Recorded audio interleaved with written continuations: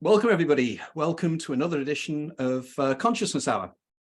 Today's going to be a particularly fascinating show because, as is always the case when our guest today, Professor Rob Gandy, and I get chatting, we go off on the most amazing tangents and great areas of interest.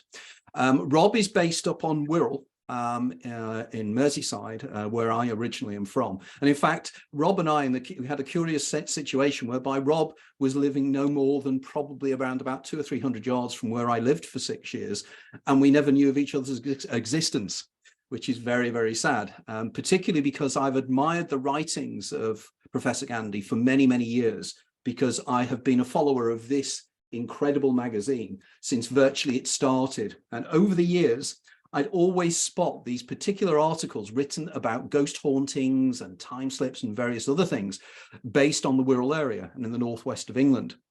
And I thought, who is this guy that's writing all this fascinating stuff? Little was I to know that, as I say, he was round the corner from me. And funnily enough, a few years ago, I met up with the founding editor of Fortean Times, Bob Rickard. And we had a lovely couple of meetings when I was working at the National Gallery in London. And we discussed various mutual people we knew about in mutual circles. And of course, Rob came up, even though I didn't make the link at the time, which is one of these things. And I've been wanting to get him on the show here for some time because his work and research is extraordinary. And his articles are extraordinary. So without further ado, welcome to Consciousness Hour, Rob. Well, thank you very much. I hope I live up to that introduction. It's very kind of you to say the things that you said. No, your articles are wonderful. I mean, I particularly enjoyed your article in the recent edition. And of course, in it, CJ Romer is mentioned in your article, who has been a previous guest on this show as well. Yeah, CJ's good fun, yeah. He's wonderful. He's wonderful. What a sense of humor that guy has. Absolutely incredible. Was he wearing a hat? He was. You know, absolutely incredible. Because I'm doing the ASAP event at Bath University later on this year as well, so we'll be meeting up with him again there. So very much a billion-dollar question initially is, how on earth did you get into the things you're interested in? You know, as an academic and everything else. Hang on, no, I'm not an academic. I suppose I should explain what I am. I'm a statistician by trade, a health statistician. I've worked most of my career in the NHS or around it as a management consultant. When I worked in Leicester, 2 days a week, I was seconded to the University Department of Community Medicine, which will be public health by today's standards. And there I was encouraged to get involved in research. And there were great people there. They really enthused you and got you. And it's a bit of a bug when you do some research and then you write a paper and it gets published and you go, wow, I mean, you know, the euphoria lasts for at least 10 seconds and then you come down. And all through my career, I've taken the view that if you do something that is comparatively innovative, then that might be useful to other people, either in what they do or what they're interested in, then you write it up and you disseminate it either through a proper journal or maybe through a magazine, like an accountancy professionals magazine or something like that, which isn't high standing from a journal, but you get to the people, you get to the target audience. And when I was doing management consultancy, I got involved with Liverpool John Moores University as an honorary research associate, where I did work on their projects and they did work on my projects, which was a good relationship. And then, where are we talking about? 2011, with having got a PhD at the tender age of about 57. And they asked me if I would be a visiting professor, which is just an honorary position. And so I've never taught anybody other than a few stats sessions back in Leicester. No, I don't consider myself to be an academic, but I suppose I consider myself to be more of a researcher.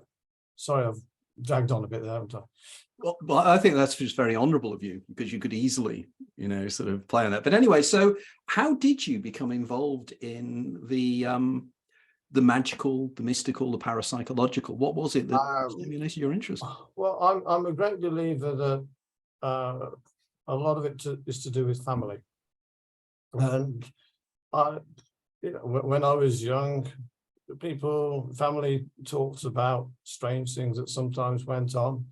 And when I was 10, my friend Nikki and I pored over what was a illustrated comic magazine of A Christmas Carol, and we converted that. I was Bob Cratchit, he was Scrooge, into a play that we were doing in our class in Springdale School in Wolverhampton. And then you just start talking about it. Now I got interested in, you read Dracula and you meet, when you're a teenager, you're immediately seeing vampires around every corner and werewolves. I mean, you're talking about the 1960s, the heyday of Oliver Reed and Hammer horror and things like that. So yeah, I've always had an interest, but in terms of writing articles and so on and so forth, I did one or two things for Fortean Times way back, but I'd written a thing about the Old Man of Halsell Moss, as I called it, which is a Phantom Hitchhiker story, which I came across by accident because it happened to a colleague at work, and we're talking about urban legends, Phantom Hitchhiker, and they said, well, actually, that's happened to me. And I'm, oh, really? And I'm a great believer that if you don't write these things down and publish them, then they'll just evaporate into the ether. And what you need, which I'm a great believer in, is evidence. And getting the data out there. This is me being a statistician, I suppose. And so I wrote that up. And then I suppose things took off more around 2015, to be specific, because I realized that it was, first of all, I'd retired. Other than doing part-time bits and bobs, doing research with the business school. And I realized that it was coming up to 50 years since my colleague had had this experience on Halsell Moss. And I thought, oh, I wonder if anybody else had that sort of experience. And so I thought, well, how do you try and find out? Well, you can't go around knocking on people's doors, and saying, excuse me, but who had a strange experience? You soon get arrested. So I hit on the idea of actually going through the local freebie newspaper. And the people in the Champion were kind enough to put a piece whereby it does help to be able to put, Dr. Rob Gandy or Professor Rob Gandy, because it gives you some credence rather than, Fred Bloggs, the local parapsychologist or something like that. And I just said, without giving too much details, because some people just feed it back to you, something happened on Halsell Moss. Has anybody else experienced it? And I thought if I could get another couple of stories, then great. I got 8 replies, all good stories, some of them quite mind-boggling. And then I thought, well, because I used to be the end-of-life lead for, commissioning lead for Liverpool Primary Care Trust on an acting basis for about 18 months. So I've got a close affinity with the hospices and so on. And I decided to give some feedback to the people of that area by doing a talk to raise money for the local Queen's Court charity hospice. And when I went and gave the talk in Birkdale, what I couldn't believe was that I was approached before the session by somebody who'd sat on a story about how he'd nearly wrecked his E-type Jag, swerving to avoid a farmer in the middle of the road. It turned out to be a Phantom Hitchhiker type phenomenon. And when I finished giving my talk, there was a queue of people with their own stories. And it's just taken off from there, and you write those things, and then people get in touch with you. And I hypothesize, is it something to do with landscape? Because it's flat and the mists come down, and it plays tricks with your perceptions, perspectives and that. And I wondered if anything might have happened over in the Fens. And that's when I came across the Ruskington Horror, which started off as like 1 or 2 articles and ended up as 9. Because people get in touch and they're aware of it. And sometimes these pieces where you make a request sit on the internet indefinitely, and somebody who's had an experience goes, I wonder if anybody's had anything, and they Google and they see my name, which is like sitting there infinitely. And that's when somebody got in touch from Scunthorpe and talked about the Scotter Road spectre, as it was called, a 14-foot high monk walking down the middle of the road in the rain. I mean, some of these stories are great, and some of them I cannot explain. And I adopt a fairly open-minded but skeptical approach to these things. So it's just sort of like rambled on from there, I suppose. Well, one of the things that, when you wrote that article on the Russington Horror, I thought that was quite fascinating, an excellent article, and it really stimulated a lot of thoughts in my mind about what is taking place when these supposed, it's a mixture, isn't it, of urban legend together with actual experiences. And of course, when you're in the position, you can go back to the person who experienced it, rather than, I heard my great granddad met somebody once who actually had this experience. You're going back to the source material.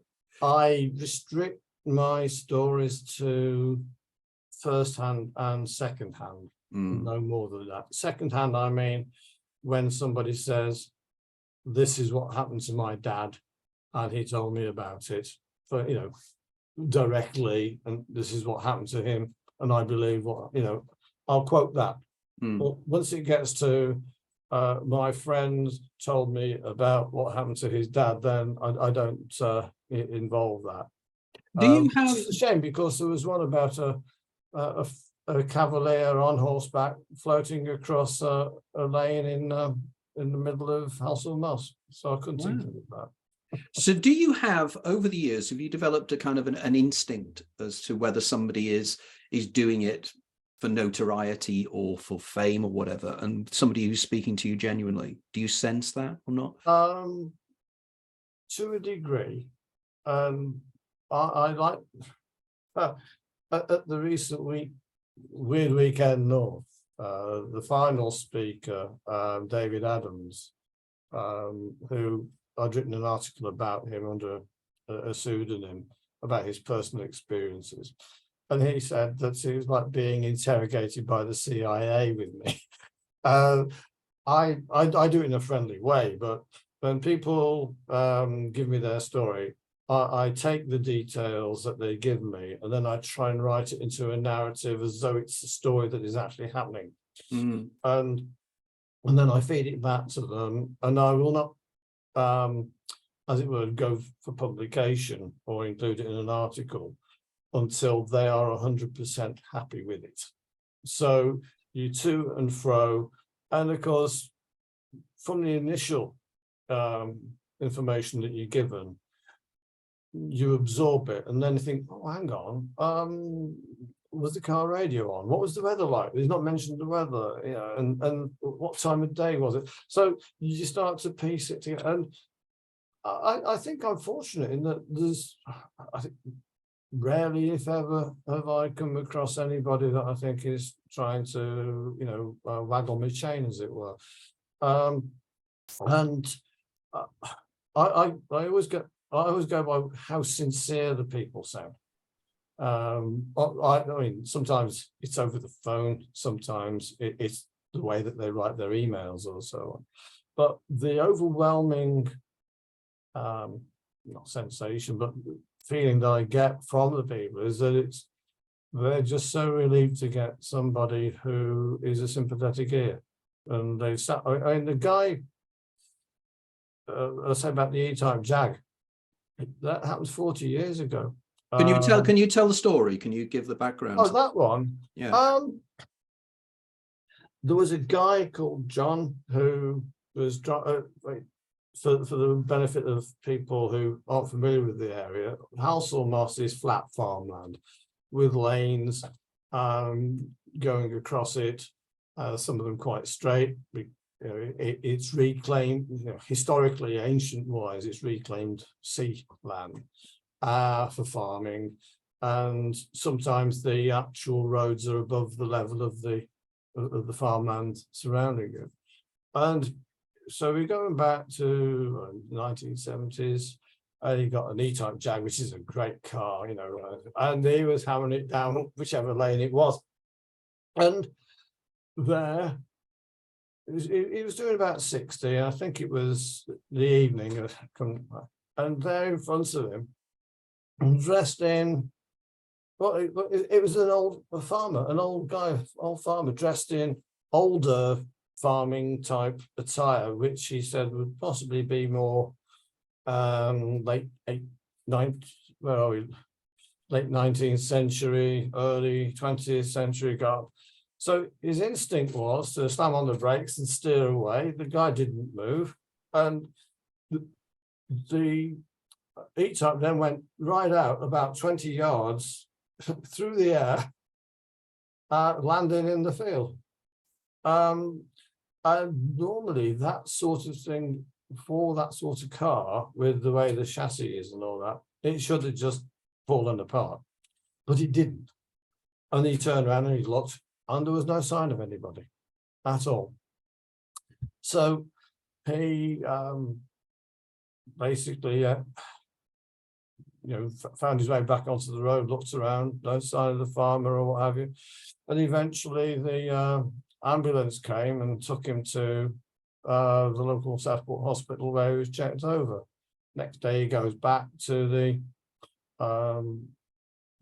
to where his car is, and he gave me photos of it. He'd taken all photos of that, and it was quite a way away from the road, and quite a drop. And so he went. There was only one house nearby, and he went up to them and said, "Well, thanks very much for calling the ambulance for me, given what had happened." And they said, "We didn't call the ambulance." And he can't explain that. And then he got whoever it was, lorry or whatever, to collect the car and get it back on the road, and he was driving it after. But he'd never gone and told anybody about it until he saw that I was going to be giving this talk about phantom hitchhikers on House of Moss. It's intriguing, isn't it? Because when I discover this, whenever I do presentations or talks, it is inevitable at the end. The best part, most enjoyable thing when you do talks is when the audience, you get feedback from the audience. Mm-hmm. And it's something you said before when we were chatting before we came live, that so many people do have these experiences, but they're very nervous about talking about them. And it's only when they feel secure in the environment that the person they're talking to is at least willing to listen rather than ridicule, that you get all the information out of them. And you genuinely, as you rightly said, you just sense that this person, it's almost getting it off their chest. This did happen to me. And the wonderful series of articles you have in Fortean Times, it happened to me, are so important because it allows people like you and I to make linkages, because we read a great deal about these things and talk to a lot of people. We're in the position of being able to see the patterns and to think, well, this is interesting because it echoes other experiences that people have. Well, this is me being a statistician, you see. It's just part of my nature. I look for patterns. Well, it is. You look for causation and correlation, and you look for the linkages, and you think, well, there's got to be something underlying this. It's almost like the Jungian the acausal principle of synchronicity. The idea that how many, and of course we have, don't we? The law of large numbers. The Richard Wiseman article. The idea that you can disprove anything by just using the law of large numbers. But just because you're applying that doesn't necessarily mean that you've disproven it. All you've said is that I might be able to explain it statistically. And for me, these things are of extraordinary importance. And your work, to me, is of profound importance because you're actually doing the vox pop. You're going out there and you're talking to experiences, and they're giving a social commentary of what's going on. I did it for my own interest. I wondered how many testimonies, for want of a better word, as a collective, I got, and it's over 160. Right. First and second hand, mainly first hand testimonies of people having experiences from sensing malignant nuns on the stairway to the little girl in the night dress outside the mental hospital outside Lincoln, which I cannot explain for the life of me. Go on. So, Oh, right, okay. It was early I think it was either a Saturday or a Sunday morning, and there was this couple with their daughter who were driving out of Lincoln at about, I don't know, 7:30, 8 o'clock. And the daughter was going to be in some gymnastics competition, however many miles away. This is why they were in the car. As they drove past the mental health hospital, which was closed, which I can't remember the name without looking it up, so please forgive me. They saw, standing by the railings on the left, a young girl, probably about 7 years of age, in a night dress. And they all three saw her. And she looked a bit quite transparent. And they thought this was odd, but they carried on driving at about 30 miles an hour. But what then really threw them was that as they came alongside or close to the little girl, she then kind of switched and moved along the pavement as though she was floating just ahead of them.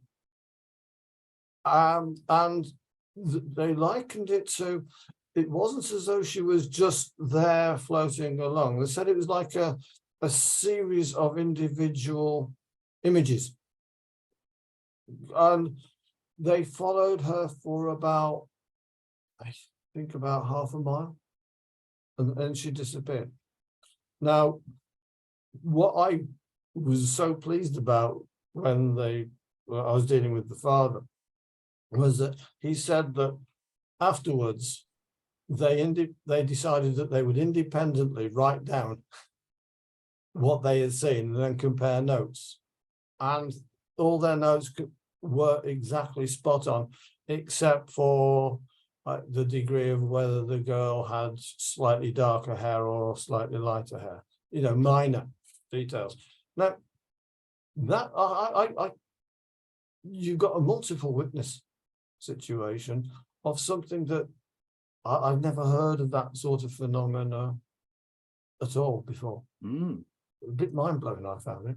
These are the ones that really intrigue me, the ones that are non-standard, the ones that give you the idea of, how the visuals are working. Yeah. And I find it very intriguing. You think about kind of a series of almost static images moving together to give the impression of movement. And I've written extensively about the work of people, about how the visual systems work. And some of the original theories of people like Julian Barber, and the idea that, sort of time is in slices and we actually move through the slices. Again, within quantum physics, it's the idea of Minkowskian time. That's my A-level physics in the shade. Right. So you'll understand about the concept of Minkowski and Minkowski's ideas of time. Now, to me, obviously, a group of people all seeing the same thing. The only excuse you can come to here, well, you can give two, can't you? You can turn around and say it's some form of collective hallucination. Now, how collective hallucination is? Yeah, exactly. Nobody knows what a hallucination is. And, the fallback position is that somehow these people telepathically have linked themselves together to see something that's not there. Nonsensical. The argument for me, I always use the argument, empiricism is from experience. It's empirical. Yes. So therefore, if a group of people see it, we have to deal with it or assume they're all collectively lying. And that's the only alternatives we have. Yeah. And it's bad science to not look at these things. Just because your science cannot explain it using your present scientific paradigm suggests that your present scientific paradigm has errors in it, in which case you have to accommodate what you're witnessing. And, they love this term, don't they? The plural of anecdote is not proof. Well, no, it's not. But if there's enough anecdotal evidence in a court of law, if four people saw something in a court of law, somebody could be convicted of murder for that. you know? Oh, yeah. But then you're coming on to the memories, which was what we're supposed to be talking What we're about. going to be talking about, yes. Yeah, because the memories of those four people who witnessed the murder that you were just describing would probably all have slightly different memories of what they saw. Some of them might contradict each other. And there's been recent research, which I caught sight of, but didn't read more than the abstract, which is that even short-term memory is fallible, partly influenced by what you expect rather than necessarily what you see. In that you see something happen, and then in the seconds afterwards, you're translating it partly by how what you would have expected to have been there. So that that's memory is such a fragile thing, but such an important thing at the same time. Well, we are, because we are pattern-seeking creatures. So we seek out patterns. And, it's the whole argument of attention, that famous experiment of gorillas in our midst, whereby you are told to look at one thing and you completely miss what's going on. And we know misdirection is the central point the illusionists use all the time. Yeah. And of course, as you rightly say, it seems that memory, as soon as we've perceived something, the accretions we put onto that, our expectations of what we're going to see, suddenly color it extraordinarily. And of course, one of the things that I know that you've done a recent lecture on, which is the perfect segue into that now, is the whole Mandela effect, the whole idea of false memories, or memories that we believe we experienced that we didn't.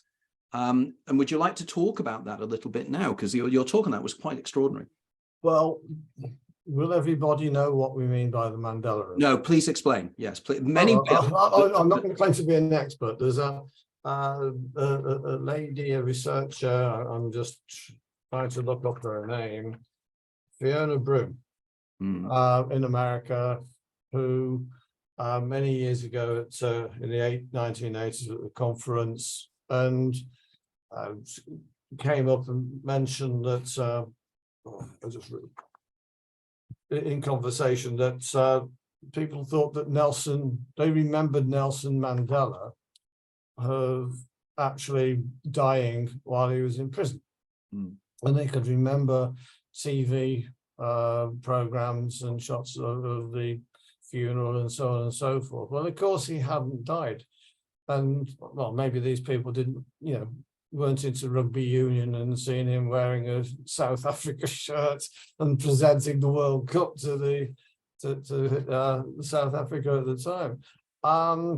And because there were so many people within the group who also shared that experience, but she knew it was wrong. She decided to do various research on this, and there's a website about it with lots of purported examples of this sort of phenomenon. And because it's got a nice name, famous guy, a really, really good guy, it gets quoted quite a lot by people. I have to confess that I'm quite skeptical about it, because so many of the examples that are given, I don't think that they are that extraordinary. I mean, whether it was Looney Tunes or Looney Tunes. Now, it's very easy to get mixed up. I mean, I mentioned to you, which was at the beginning of one of my presentations, which I gave when I talked about this at the Lapis conference in Blackpool, or Lytham St Anne's, I should say, just before COVID, where I'd agreed to give a talk about it. And I said, what you must do is dig out Perry Como's, what was the song I was going? Memories are made of this. Memories are made of this. Yeah. To the people who were Janet and who was organised, they said, "Oh yeah, no problem, all that." And then I got the message back saying, and the reason why I wanted to do that was that I wanted a nice jaunty intro to get people, thinking, oh, this is a nice guy, as you do when you're doing a talk. Because memories are made of this, Perry Como. Whenever I hear Perry Como, I always think of my Auntie Jo, because she was the biggest fan. And every time he was on the radio, she'd be singing along to him. And I just thought I'd do that as an example. And the message came back, we can't find Memories of Menace by Perry Como. I thought, don't be so silly. It's by Dean Martin. I said, yeah, but Perry Como must have sung it as well. No, he didn't. And what it was, I mean, I would have sworn blind, and I could imagine Perry Como singing it, but the song that I was thinking about was Magic Moments. Memories we've been sharing. And I think you said that you made the same thing. I did exactly, when you mentioned this, I did exactly the same, because my father was a huge fan of Perry Como. And I would have sworn, when I didn't see that it was the wrong song, I did exactly the same association you did. Yeah. Exactly the same. Yeah. So I realized that, how delicate, if that's the right word, memories can be. And so I went through a whole range of things, which some of us will come on to. But when it came to the examples that were being quoted about the Mandela effect, people saying that they were surprised when they saw David So on the television because they were sure he was dead. And the same with Ernest Borgnine. Well, the number of times in my life where I've sat with me mum and dad or my wife, and somebody comes on the telly and they go, I thought he was dead. I mean, it's Engelbert, at random, Engelbert Humperdinck. Now, as far as I know, he's still alive, but some people might think he's dead because, he's retired a long time ago. If he turns up, I mean, I honestly don't know whether he's alive or dead. I presume that he is. I hope he is. But, just because you sometimes don't see somebody that you like from, historically you might have said, oh, he was in a lot of films, and then you don't see them. You assume that, either they're retired or they're dead or something like that. So I don't see that as necessarily being a phenomenon, other than it is something that people do. It's just one of those things that happens to memories. It reminds me of memory again. It reminds me of that wonderful film. I think it was Escape from New York. I think it was, when the central character, Kurt Russell, I can't remember, it was somebody Pliskin, I think, was the character. And one of the running jokes all through the film was every time he met somebody, they'd say, "Oh, so-and-so, I thought you were dead." Yeah. And it's quite amusing in its way. But I think you're quite right. When you look at research into memory and how it's very capricious, and it's very dependent upon our values and everything else as well. But one of the citing examples that I'm quite dismissive of the Mandela effect, because I think people pull these things together and it takes a life on of its own. But there was one of them that I really do have a problem with.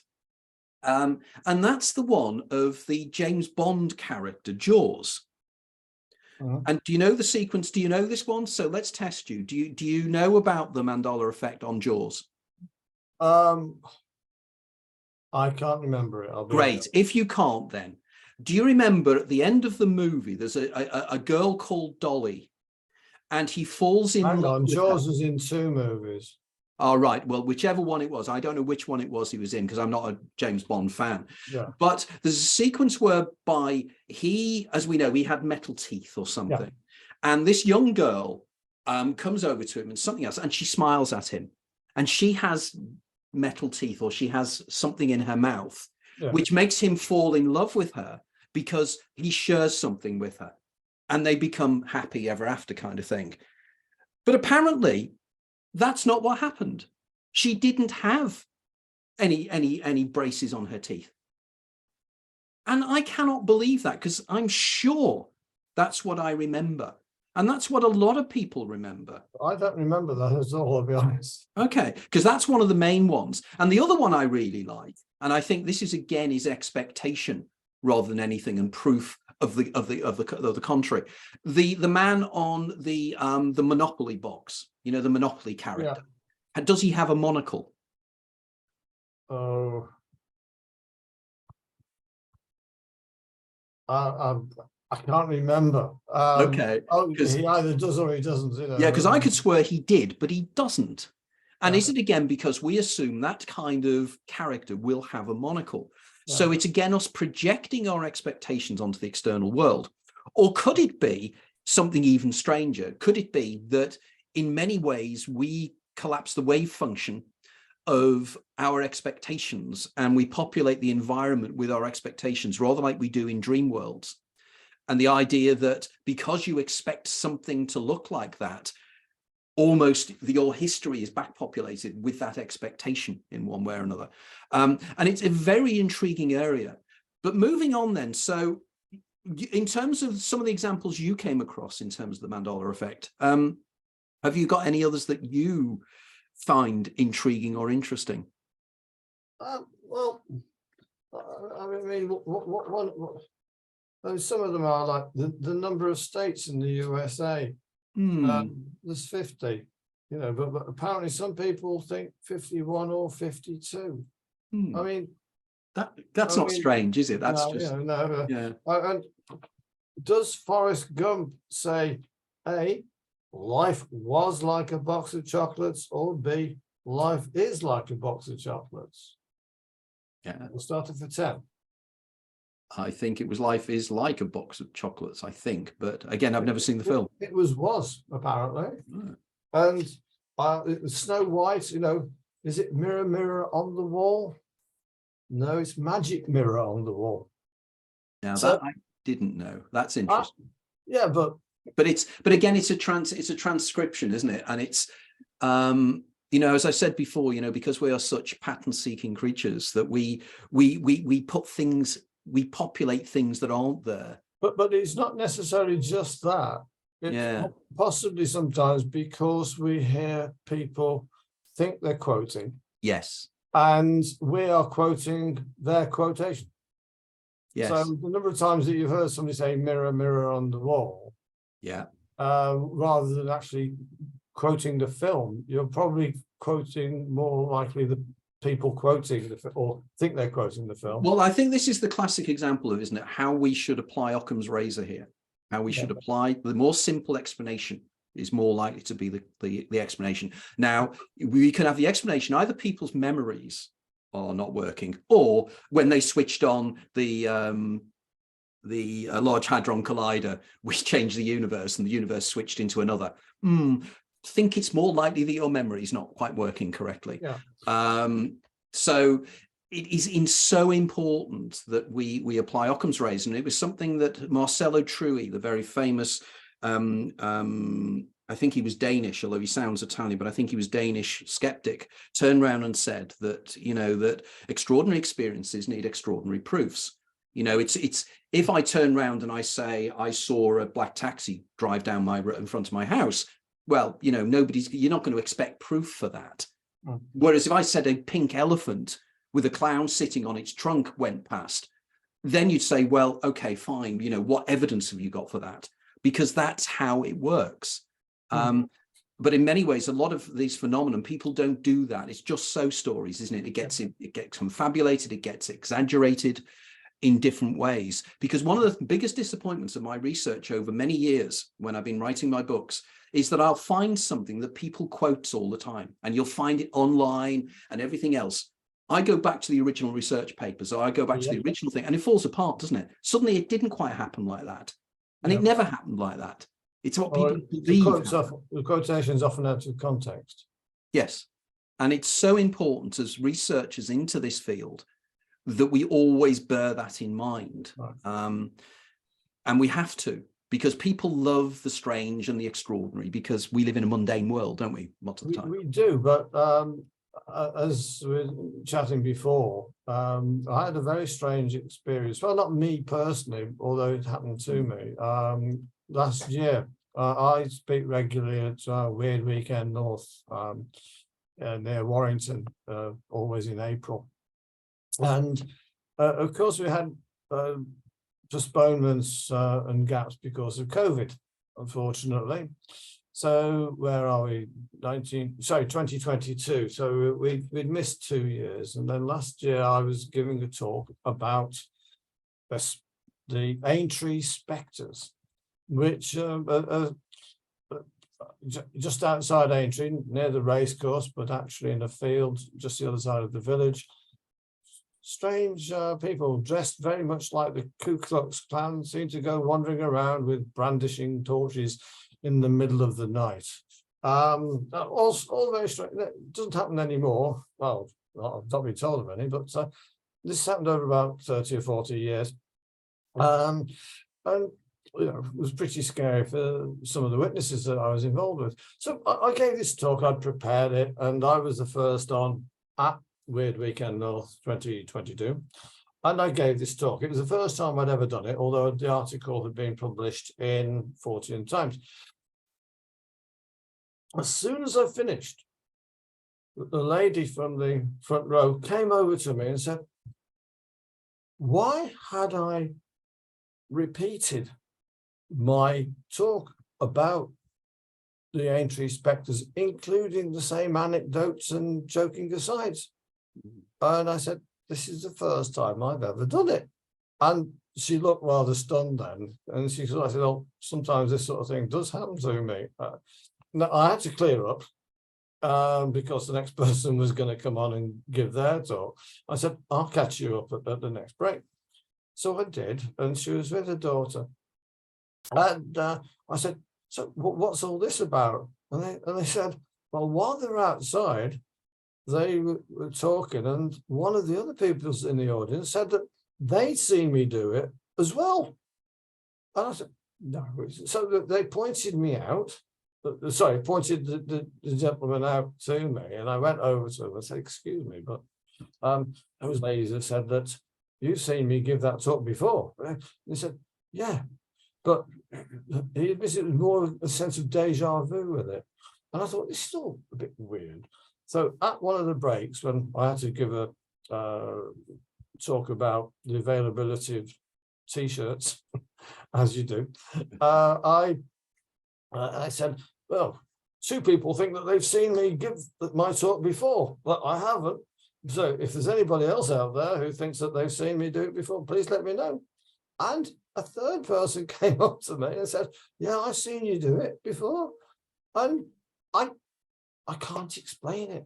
I mean, nothing to me, I didn't experience anything other than 3 different people at the same event saying that they've seen me do the presentation before.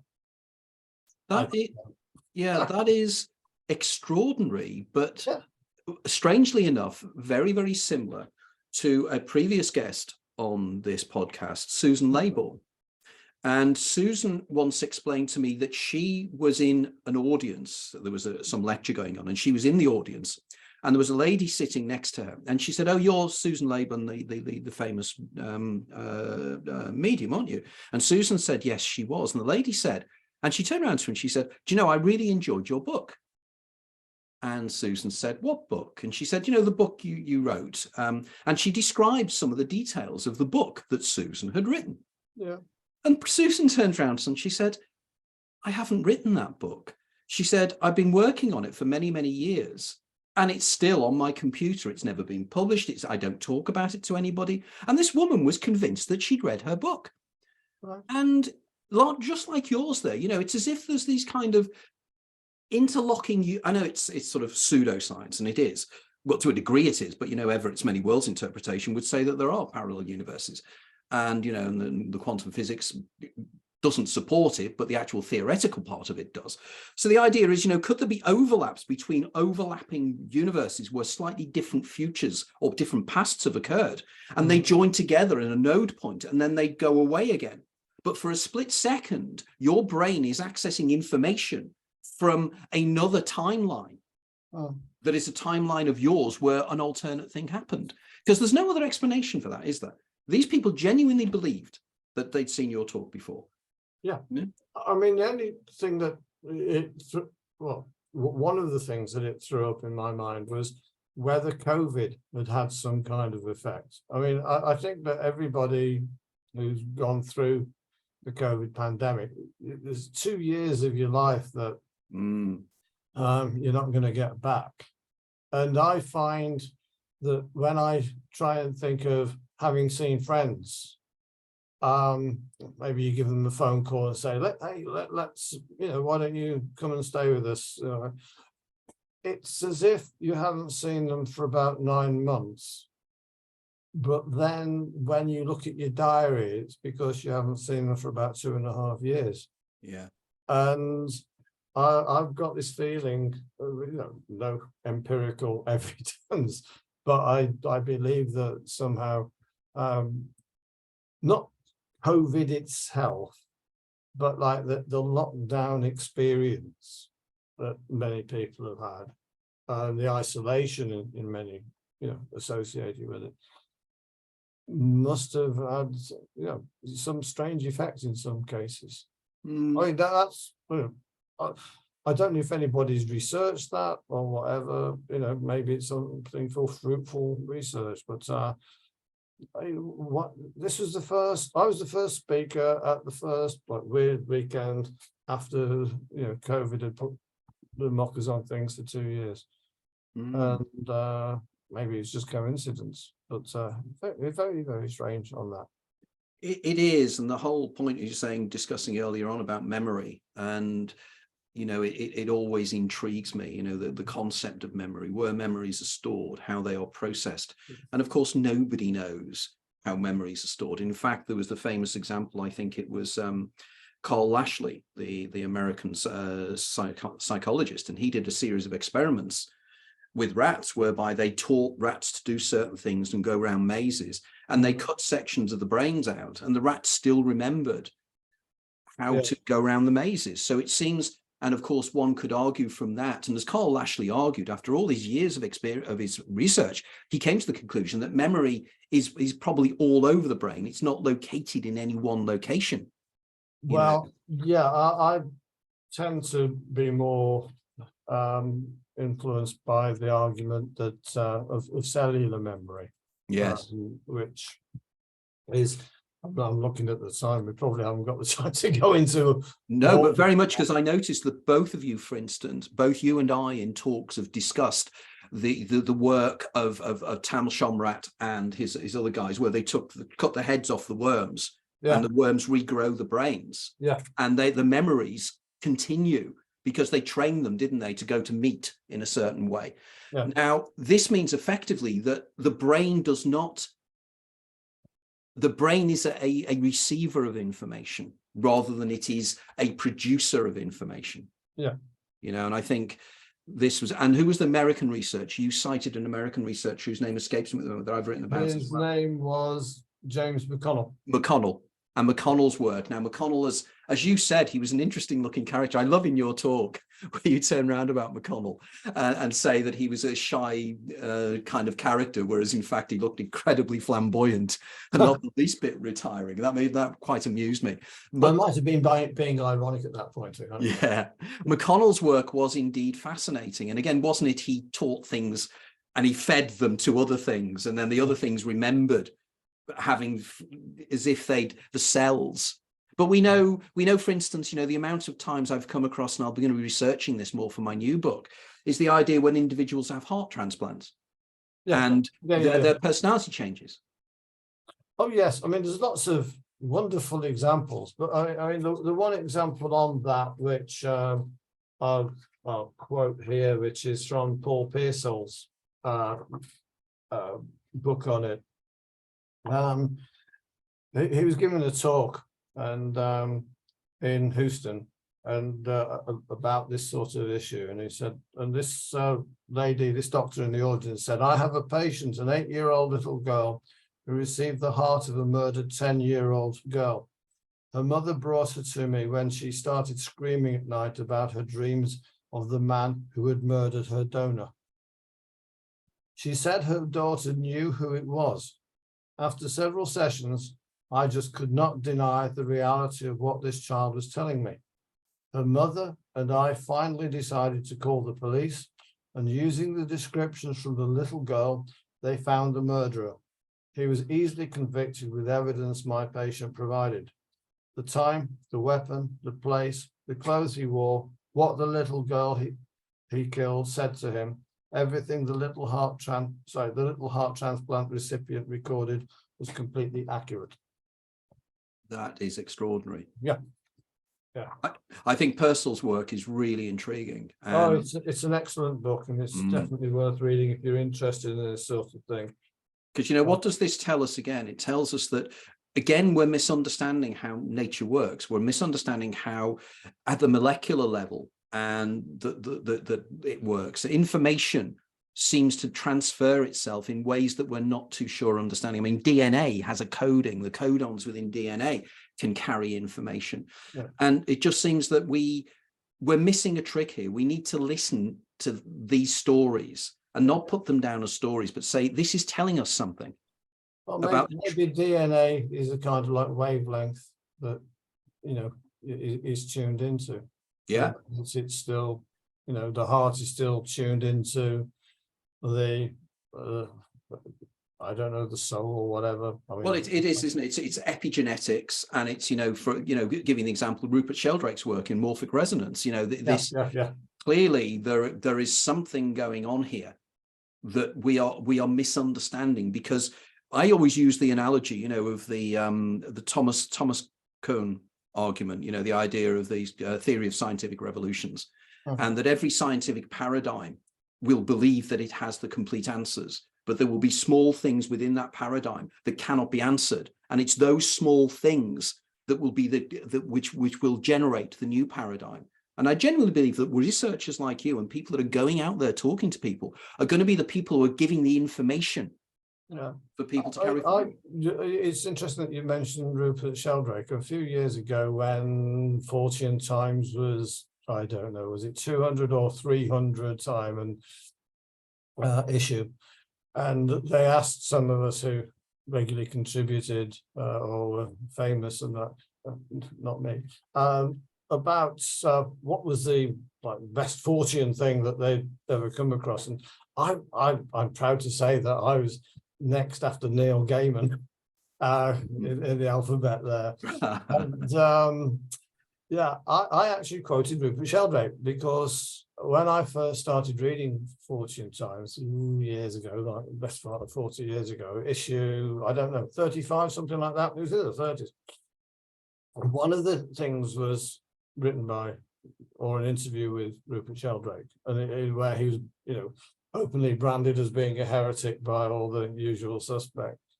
And he came up with this concept a bit, which really, I say blew my mind, that's a bit over the top, but really made me start to think a bit more laterally rather than, and that was, he said, maybe the you, the me, whoever it is, each person isn't actually situated here. There's somewhere else, which is maybe possibly when you're dreaming. It's a bit like getting in a car. You get in the car and you drive somewhere and you do all that, and then you get out. Maybe your body and your brain and all that is the equivalent of the car. I'm probably misquoting you, I'm saying that. And that therefore, what happens to you, you aren't here, you're somewhere else.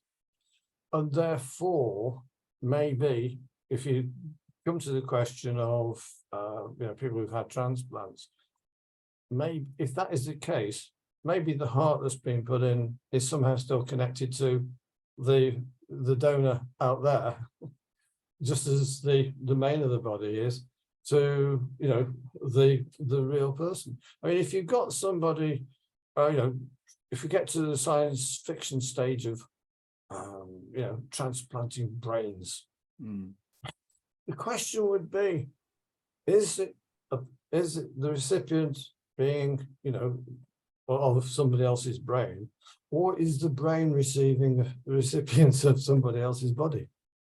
And we don't know. I mean, that's one of those conundrums that you can chat about over a pint, but there isn't really an answer. But it's an intriguing thought. Well, for me, it is indeed, and you know, it's one of these that people need to think more deeply about these issues, because as medical science progresses, the concept of brain transplants becomes more realistic and more real, or even more amazing. The idea of with AI at the moment, the way AI consciousness and everything else as well. We've got some very interesting moral dilemmas to take into account here. And of course, as well, just I think your point was a very, very interesting one about the way in which the heart might still be in some way attached to the other person.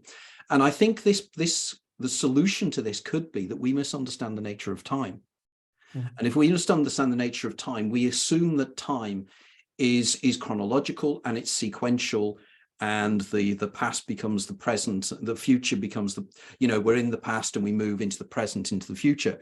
But there could be an argument to say that time could also be orthogonal in the sense that it's running at a right angle to time. Right. And in which case there is this kind of time going in a different angle, in which case everything is happening at the same moment. So all things, past, present, and future, are all elements of the same thing, in which case then, that heart is still in some way and a deeper level already attached. And of course, we know from quantum mechanics, we know about the ideas of the way of non-locality, we know of superposition, we know that there seems to be instantaneous communication between subatomic particles, suggesting that at a deeper level of reality, everything is a oneness, everything is a whole, or holographic, and therefore we are seeing things using our perceptions, and our perceptions in some ways are probably wrong in many ways, but Absolutely. We should say. Right, finally, we're getting near the end. So I just thought, I've got a couple of cases of transplants, which I'll quickly read out, because they amuse me, and I hope they will amuse your audience. Jane Lindley, 55, this is 1999. Jane Lindley, 55, from Retford, Nottinghamshire, had a liver transplant in 1999 after developing hepatitis C, and was suddenly a football fan. Her donor was a young married man from West Yorkshire. When football used to come on the television, it would be turned off, or Jane would disappear and read a book elsewhere, said her husband Cyril, a lifelong supporter of Leeds United. Now she's as big a fan as I am, even to the point where she's putting on teletext to catch up with the latest results. Said Jane, it's all very strange. I'm finding I'm thinking about Leeds United more and more. I know all the players' names and understand the game. It's just great. And the other one, slightly different. A lumberjack claimed he started enjoying housework after he was given a female kidney and sued his health authority. Stefan Lisic, apologies for my mispronunciation of Croatian names, 56, from East Croatian town of Osijek, said he had become a laughingstock because he no longer wanted to go drinking with friends. The transplant saved my life, he said, but I wasn't warned about the side effects. I've developed a strange passion for ironing, sewing, washing dishes, sorting clothes in wardrobes, and even knitting. His wife, Ludmilla, added, if it's just housework, I'm happy. I only hope he doesn't start looking at other men. Wow, that is priceless. I think that is the perfect ending to a fascinating discussion, Rob. If anybody wants to contact you, or do you have a website or anything, or any ways? No. I'm a social media phobe.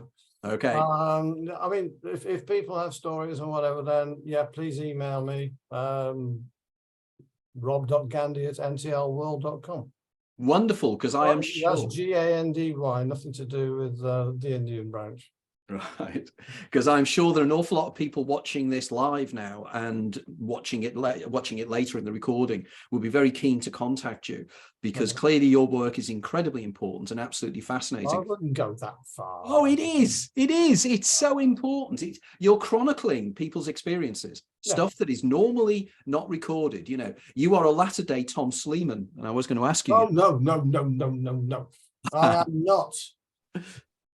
Tom, I don't know if I don't want to run out of time, but I was I went into Aintree Hospital where I was doing some work, and one of the guy who sorted my account said, "Oh, who's been seeing ghosts?" And I said, "No, I don't know. Who has?" He said, "You." I said, "No, I've never seen a ghost." And he said, "Yes, you have. It's in Haunted Liverpool too, by Tom Sleeman." And I said, "What?" So I dug out the Haunted Liverpool 2, which I have on my bookshelf, and it was a story that of a genuine, well, probably the only genuine experience that had ever happened to me. Do you want to hear it? Go on quickly. I'm sure everybody can stay for a few more minutes. I was driving from Walton Hospital down through Kirkdale, which is North Liverpool, not far from the Everton football ground, towards the centre of Liverpool, on my way home from working in South Sefton. And when I pulled up at the traffic lights in the middle of Kirkdale, you know what it's like. It's late afternoon and there's a few cars and there's a van in front of me. I was about the fourth car back, and people will not go and, with their shopping, go down to the traffic lights and cross as properly they should. They'll cut in between the cars.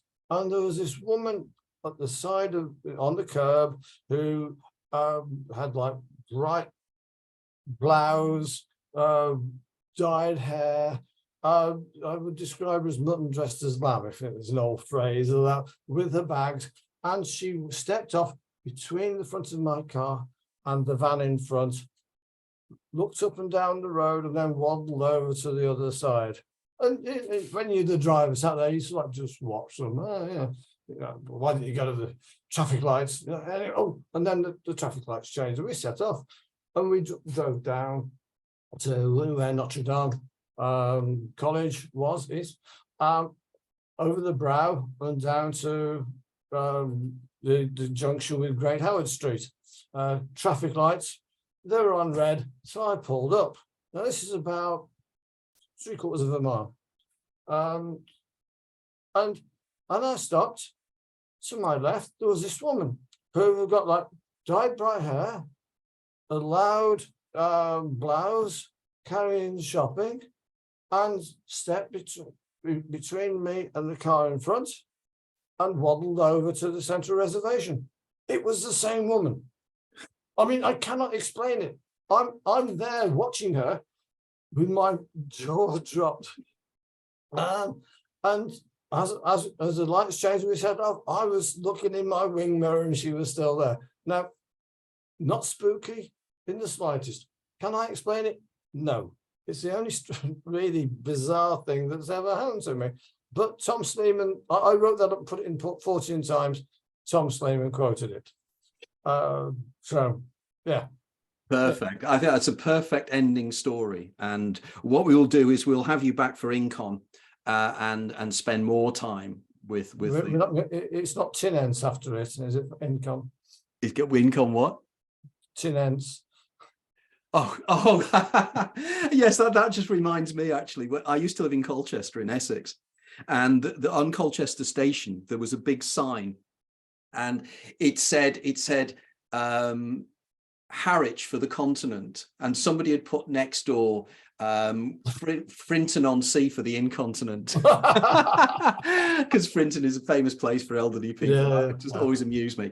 But it's been a delight chatting to you. Thank you very much for inviting me. And we'll have you back on, and really it's just an honor to chat to you, and thank you very much. And just for everybody else, just to let everybody know, the next show will be on Monday the 12th of June, when I've got two previous guests on the show who will be joining us again. One will be Dr. Alan Roberts, and also Jake Murray. We'll be discussing Shakespeare and the mystical, because Jake is doing a big event in Durham of a series of mystical plays of Shakespeare, Macbeth, I think it is, The Tempest, and A Midsummer Night's Dream. And of course, Dr. Alan Roberts is recognized as being one of the world's leading experts on A Midsummer Night's Dream. So that's going to be a fascinating conversation and discussion on matters of literature and literary, if everybody's interested. Okay, and thanks again for my wonderful guest, Dr. Rob Gandy. It's been absolutely wonderful chatting to you. And as I say, it's very sad that we lived within 500 yards of each other and never met,